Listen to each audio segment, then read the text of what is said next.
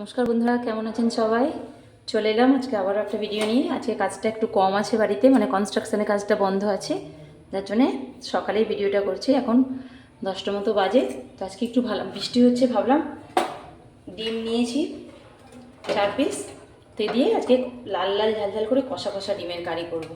তার জন্য ডিমগুলোকে আগে সেদ্ধ বসিয়ে দেবো এই পাত্রের মধ্যে, দিয়ে মশলাটা করে নেব।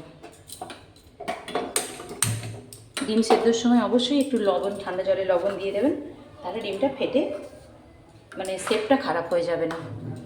তো এই ডিমটা সেদ্ধ হোক, আমি ততক্ষণ মশলাগুলো করে দিই। তো বন্ধুরা দেখো, ডিমটা সেদ্ধ হয়ে গেছে, এটাকে আমি নামিয়ে নেব। জলটা ফেলে ঠান্ডা জল দিয়ে দিচ্ছি। ঠান্ডা জলটা ছাড়াবো, তো তখন একটা প্যান এখানে বসিয়ে দিচ্ছি, গরম হোক, ডিমগুলো আমি ছাড়িয়ে নেব। বন্ধুরা প্যানে আমি তেল দিয়ে দেবো একটু বেশি করে।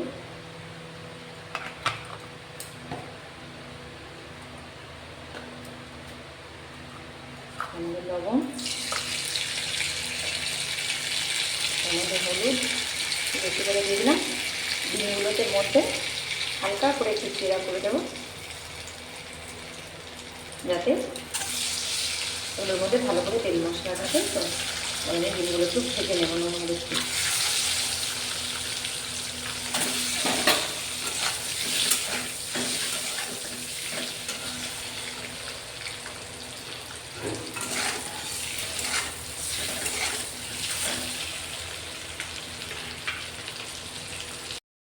ডিমগুলো খুব সুন্দরভাবে লাল লাল করে একদম ভেঙে নিয়েছি, তুলে নেবো একটা জায়গার মধ্যে।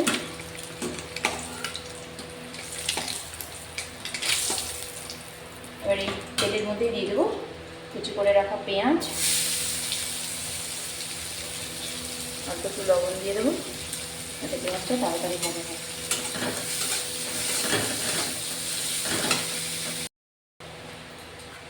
ওটা পেঁয়াজটা ভাজা হয়ে গেছে, এরপরে রসুনটা দিয়ে দিলাম।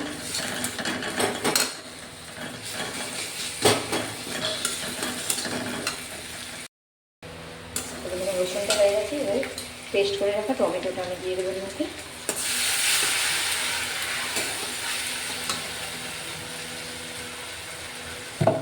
একটু জল দিয়ে দিলাম, বেটে রাখা আদাটা দিয়ে দিলাম। এবার গুঁড়ো মশলা কিছু অ্যাড করবো।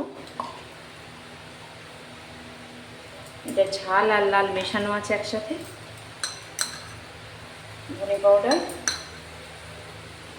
জিরে পাউডার, হলুদের পাউডার দিয়ে মশলাটা ভালো করে কষিয়ে নেব।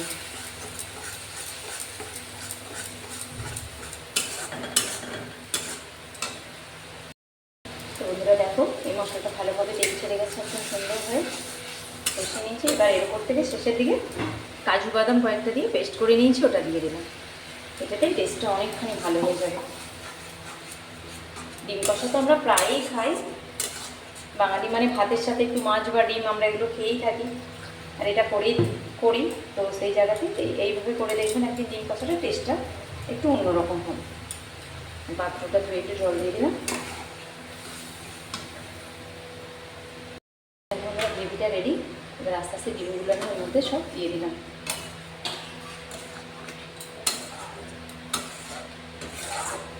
দিলে রেডি হয়ে গেল ডিম কষা, লাল লাল ঝাল ঝাল ডিম কষা। ভাতের সাথে খেতে খুবই ভালো লাগে।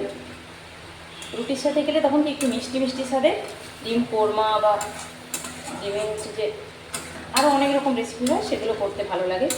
কিন্তু ভাতের সাথে এখানে কষা কষা লাল লাল ঝাল ঝাল ডিমের কারিটাই বেশি ভালো লাগে। চলো বন্ধুরা, গ্যাসটা অফ করে দিলাম, রেডি হয়ে গেছে। এটা আমি এবার একটা পাত্রে ঢেলে নিচ্ছি।